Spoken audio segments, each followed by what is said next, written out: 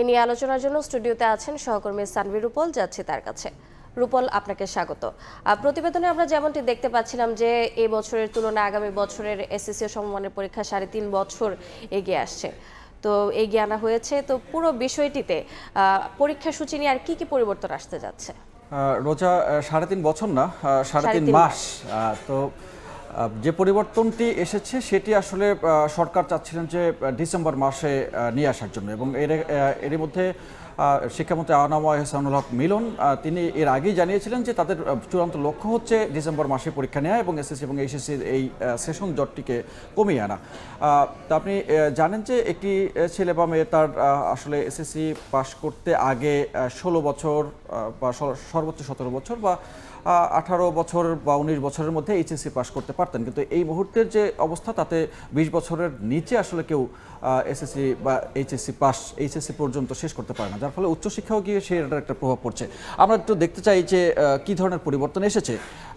7 জানুয়ারি আগামী বছর শুরু হবে এসএসসি পরীক্ষা, এবং এটি তার পরের মাস অর্থাৎ ফেব্রুয়ারি মাসের মাঝামাঝি পর্যন্ত চলবে। এইচএসসি পরীক্ষা সেটি 6 জুন শুরু হবে এবং 13 জুলাই শেষ হবে, এবং চলতি বছরের তুলনায় এগিয়ে আনা হয়েছে 3.5 মাস, আপনি যেটা প্রতিবেদনও বলেছেন। এবং এই 3.5 মাস এই বছরের জন্য, তবে প্রথম বছরে আসলে একটি ধাক্কা শিক্ষার্থীদের মধ্যে পড়বে, এটি বলাই যায়, কারণ তারা ভর্তিও হয়েছে তুলনামূলক দেরিতে এবং সময়টা তুলনামূলক কম পাবে, এবং প্রস্তুতির সময়টা একটু কম পেলে সেক্ষেত্রে তাদের জন্য কিছুটা চাপের মধ্যে হয়তো পড়বেন। তবে তার পরের বছর থেকে এই সেশন জটটি যদি কমে আসে তাহলে সেই হিসেব করেই হয়তো শিক্ষা পাঠ্যক্রম যেগুলো আছে সেগুলোকে সাজানো হবে, এবং শিক্ষামন্ত্রী তিনি বলেছেন যে শিক্ষকদেরও প্রশিক্ষণ একেবারে তাই রূপল। একই সাথে যেমন সেশন জটের বিষয়টি এগিয়ে আনাটা একটি ইতিবাচক দিক, সেই সাথে শিক্ষার্থীদের উপর এক ধরনের আসলে তারা মানসিক চাপে পড়ছে কিনা, তো এ ধরনের একটি মিশ্র প্রতিক্রিয়া তাদের মধ্যে রয়েছে। এই প্রতিক্রিয়ার ভিত্তিতে আসলে কি বলা যায় যে কতটুকু সফল হওয়া যাবে?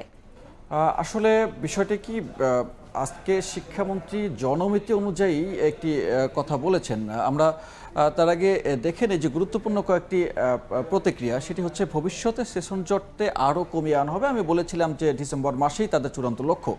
প্রস্তুতিতে নেতিবাচক প্রভাব পড়ার শঙ্কা এবং শিক্ষা ব্যবস্থায় দৃশ্যমান পরিবর্তন আনতে সময় লাগবে।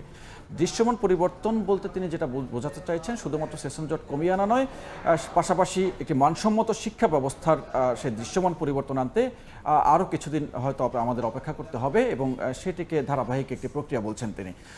আবার জনমিতির হিসেবে তিনি বলছিলেন যে যদি 40 লাখ শিক্ষার্থী হয়, 1 বছর করে যদি তাদের বেশি সময় ব্যয় করতে হয় বিভিন্ন কারণে, তাহলে 40 লাখ বছর আমরা আসলে মোটা দাগে পিছিয়ে পড়ছি। তবে এই পিছিয়ে পড়াটা নিশ্চয়ই কাম্য নয়, কারণ তাদেরকে কর্ম ঘন্টা হিসেবে যদি আমরা হিসেব করি তাহলে দেখা যাবে যে এর পরবর্তীতে তারা যখন কর্মক্ষেত্রে প্রবেশ করবেন তাতেও কিন্তু তাদের বয়সের একটা সীমা যতটুকু ছিল তার চেয়ে বেশি তাদের এখানে ব্যয় করতে হচ্ছে শিক্ষা জীবনে।